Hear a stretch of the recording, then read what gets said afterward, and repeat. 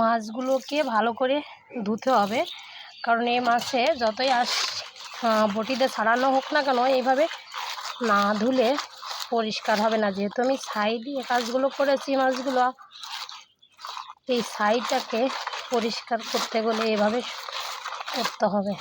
দেখো পরিষ্কারটা দেখাচ্ছি কীভাবে পরিষ্কার করছি, দেখো ছাইটা কীভাবে বেরোচ্ছে।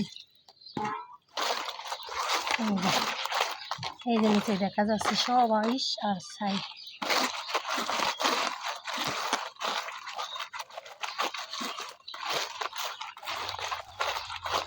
এটা পরিষ্কার না হওয়া পর্যন্ত আমাকে এইভাবে করতে হবে।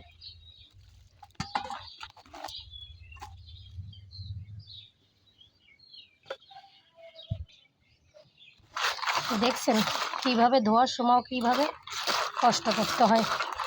একটা জিনিস আসলে খাওয়ার আগে অনেকটা পরিশ্রমও তাকে সময় দিতে হয়, তারপরে না সে খাওয়ার উপযোগী হয়ে যায়। এই যে মাছ প্রায় হয়ে আসছে আমার। এখন আমি কী করছি, মাছগুলো আবার এখানে তুলছি।